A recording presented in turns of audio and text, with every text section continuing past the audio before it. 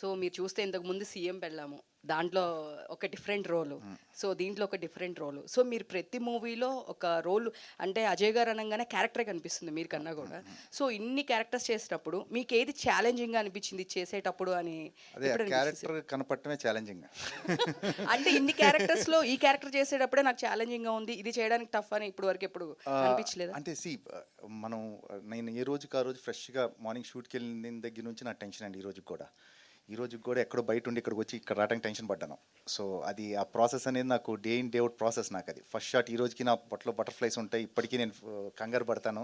ఆ first shot నాకు ఇప్పటికీ టెన్షనే. ప్రాబ్లీ దట్ మైట్, అంటే ఆ భయమే మంచిదేమో, నాకు ఇన్నేళ్ళు కొంచెం సస్టైన్ అవ్వగలుగుతున్నాను. నెక్స్ట్ రాజమౌళి గారి సినిమాలో మీ క్యారెక్టర్ ఏమైనా ఉందా?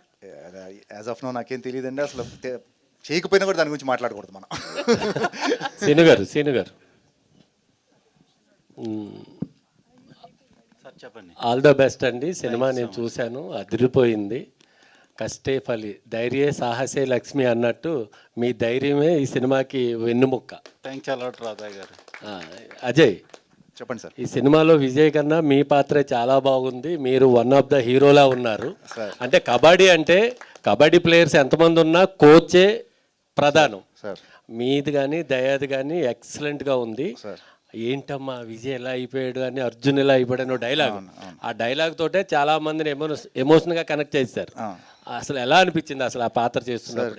ఏదున్నా full credit goes to director అండి విక్రాంత్. ఎందుకు చెప్తున్నానంటే మన రైటింగ్ స్ట్రాంగ్గా లేకపోతే ఏ యాక్టర్ ఏం చేయలేడు.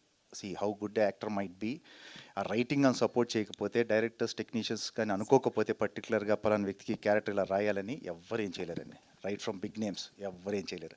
So full credit to Vikrant and the whole team. Even దయా క్యారెక్టర్ కానివ్వండి ఫిలింలో, లేకపోతే రమణ క్యారెక్టర్ కానివ్వండి, యాజ్ ఎ ఫ్రెండ్, ఇక అందరండి హీరోయిన్, ఎవ్రీ వన్ జగదీష్ చూపించిన విధానం కానీ. సో ఐమ్ బాగా ఎక్సైటెడ్గా ఉన్నాను నేను యాక్చువల్లీ ఫిలిం గురించి. ఎందుకంటే చాలా ఏళ్ళు అయింది కదా. సో నేను చూస్తున్నాను అది, అంటే ఎలా ఫిలిం ఎలా వచ్చింది ఏంటనే నాకు ఐడియా ఉంది కాబట్టి ఐఎమ్ వెరీ మచ్ ఎక్సైటెడ్ తొందరగా స్క్రీన్ మీద చూసుకోవాలని. విక్రాంత్ కూడా ప్రతి పిన్ టు పిన్ చెక్ వదిలేడు సినిమాని. అసలు కొత్త డైరెక్టర్ లా అనిపించలేదు మీకు. అతని గురించి సపరేట్ కాల్ షీట్ వేసి చెప్పాలండి.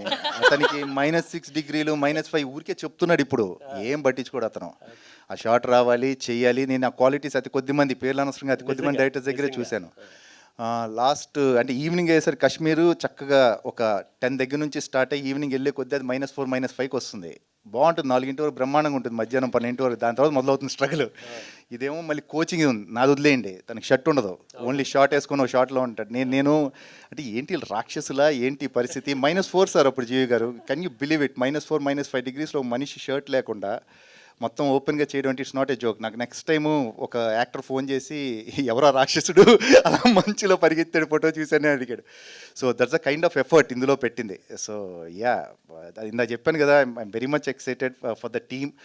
చాలా పెద్ద సక్సెస్ అవుతుందని ఖచ్చితంగా చెప్తున్నాను నేను.